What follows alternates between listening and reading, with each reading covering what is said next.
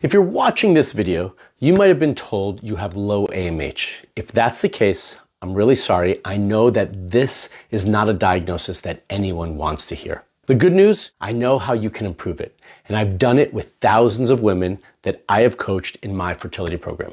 So in this video, I'm going to show you how to do that as well. If you're new here, welcome to FertilityTV. In today's video, we're going to talk about how to get pregnant with low AMH. I'm Dr. Sklar, also known as the fertility expert. And I'm here to help you understand your fertility and take the next steps towards starting your family. Over the last 21 years, I've been a fertility expert and I've helped many women just like you, and I'm excited to share what I've learned with all of you. So it's really important as we start talking about AMH that we understand what AMH actually is. So AMH, also known as anti-müllerian hormone, is a hormone that we test that potentially, use the word potentially here, indicates how many eggs you have left, also known as ovarian reserve.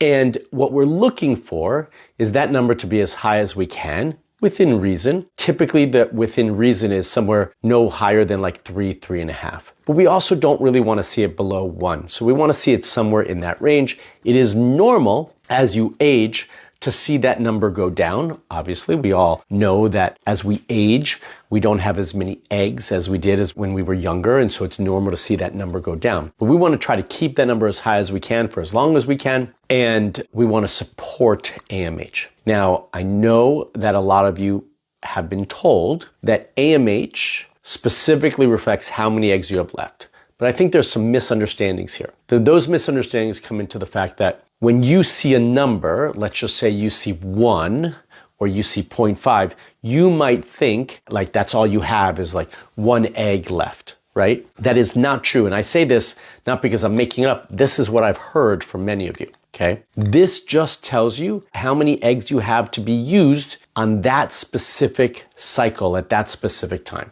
My belief is that AMH tests how many eggs you have left at a specific juncture of that process. So if you're born with all the eggs that you have, and I don't necessarily know if that's entirely true anymore. We think that you can actually create more eggs, but we're going to leave that for a separate time. If you're born with all the eggs that you have, and they all live in this little treasure box deep inside your ovaries, they have to start to make their way out to the external part of your ovaries. And I believe that what AMH is actually testing is how many are making their way to the outside, or on the outside of the ovary, ready to be used versus deep inside. And I believe that all the stress, all the improper lifestyle and diet and so forth, all the things that are impacting your overall fertility are causing your body to hold on to more eggs to save them for when you're healthier and in a better place to use them. Now, that doesn't mean that as you get older, that the amount you have to be used goes down. It does. But are there things that you can do to improve AMH and improve ovarian reserve? I believe that the answer is yes. The other thing that I think we have to focus on is egg quality. In the end, if you're trying naturally at home, all you need is 1 good egg to get pregnant. That's it. So if you are focused on having a ton of eggs, the reality is every month when you ovulate, you only release 1 egg, regardless of how many follicles are developing with that 1 mature follicle and egg. So let's just focus on getting 1 good quality egg and not get stressed out about having low numbers of AMH. So even though I want you to focus on quality, it doesn't mean that there aren't some things that you can be doing now to improve both quality and quantity. So AMH included.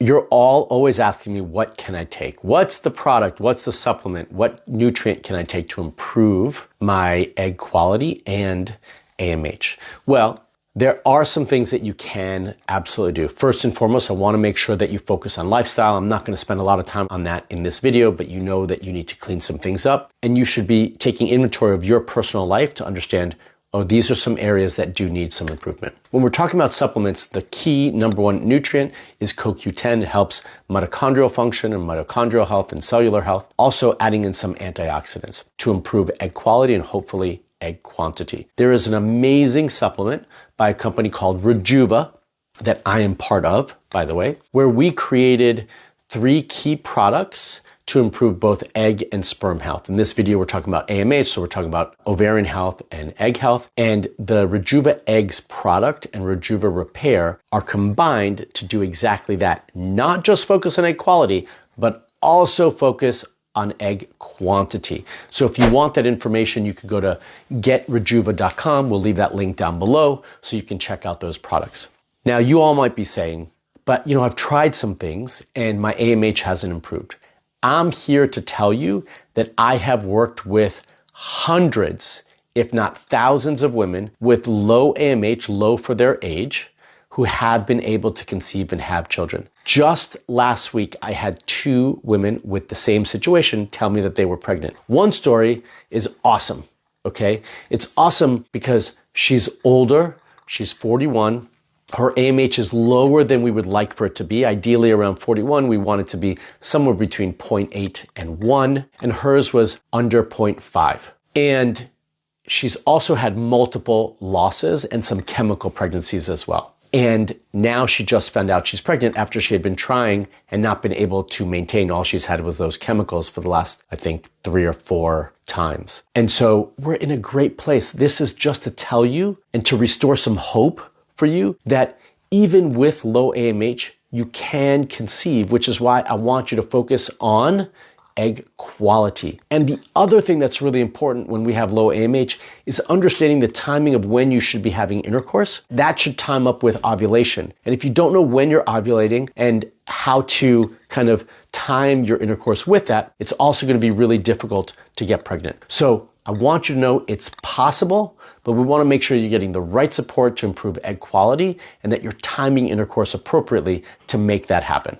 I also do want to talk about AMH as it pertains to the bigger question of treatments and medical options with fertility. So many of you are looking at IVF and have been told with low AMH that you need a donor egg to be successful. I'm not saying that donor egg is not an option. It absolutely is, but I like to use that at the end versus in the beginning, right? And so if you have low AMH, the most important thing if you choose to do IVF is that you have the proper protocol for you and your circumstances. If the protocol for you is not appropriate, the IVF will not be successful. And I want to make sure that you understand that and that you're finding the right protocol with the right doctor, right IVF clinic to support you properly. The other thing that I think is essential with lower AMH is managing your stress levels, because without that, it's going to be really difficult to have your AMH improve, and adding in other natural treatment methods like acupuncture. If you watch my last video, I also talked about some additional treatments when we were talking about advancements in technology that we could see and have been seeing that could also be improving egg quality and egg quantity. And those are things that we want to incorporate as well. So it's really important that we add all of those things to have a comprehensive approach to increase your chances across the board and give you the best chance to get pregnant.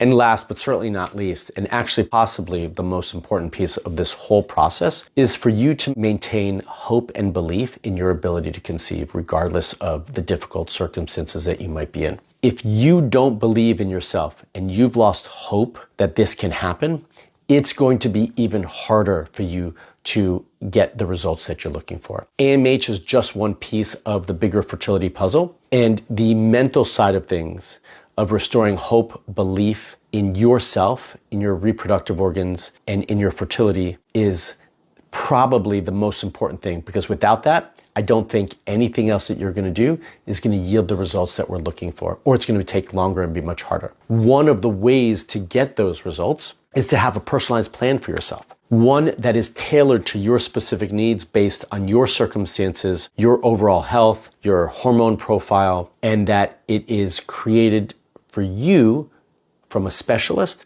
who's done this before and can manage your situation.